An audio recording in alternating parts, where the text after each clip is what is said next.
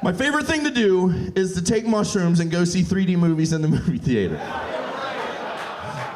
I took my mushrooms and went in to go see the movie and felt it start to build, right? Within the first 5 minutes of the movie, Earth is being destroyed, okay? There's buildings on fire, missiles exploding, people dying, building falling over onto people, right? My grandmother's dying, my relationship with my dad's not good, I need new shoes, probably shouldn't have gotten this haircut, my shirt's too tight, I'm freaking the fuck out in this movie theater, right? Sitting right next to me is some random black guy, just some black guy sitting next to me, right? And I keep looking over at him, I'm like, okay.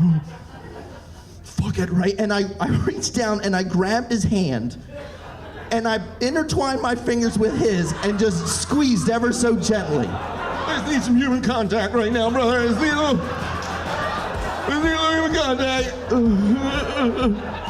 And without missing a beat, he was just like, take your time, man, take your time.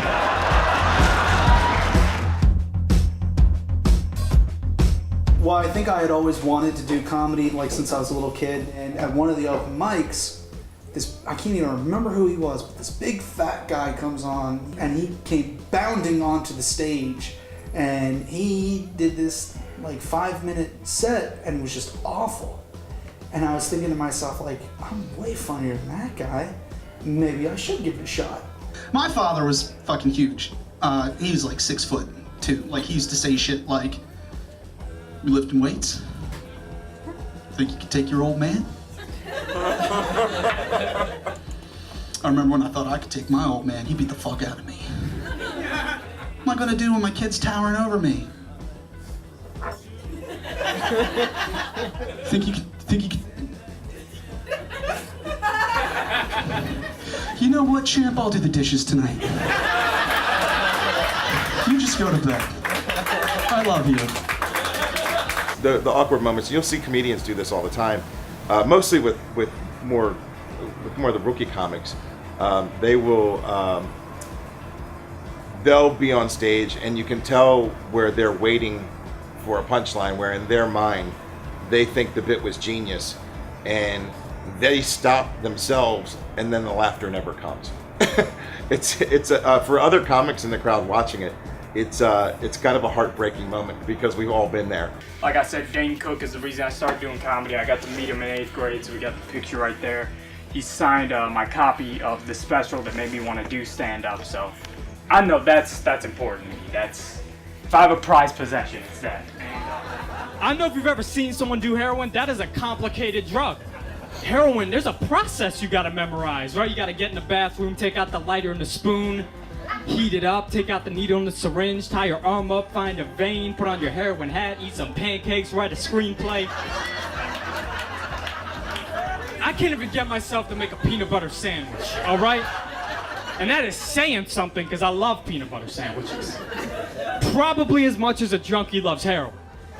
To the point where, like any addict, I'd probably suck a dick for a peanut butter sandwich. Okay, you know what? I'll rephrase that. I have sucked a dick for a peanut butter sandwich. Look, the point I'm trying to make is, does anyone here have a peanut butter sandwich? Anyone? I'm desperate. We all handle our things. I get overwhelmed with normal people things, but I get very overwhelmed. So like cleaning my house, making deadlines, going to work. So in order to make myself feel calmer, I play a game called The Sims. I get overwhelmed by going to work and cleaning my house. So I play a video game where people go to work and clean their house. Lamest game of all time. That's stupid. Did you know in The Sims, your sim can actually play video games on a computer? That's not Inception, that's a sadness mirror. That's you looking at you. It hurts more. You can bomb, and you're like, I bombed, but it hurts more when you eat a dick. When you are bombing, you've completely lost the crowd. No one's looking at you.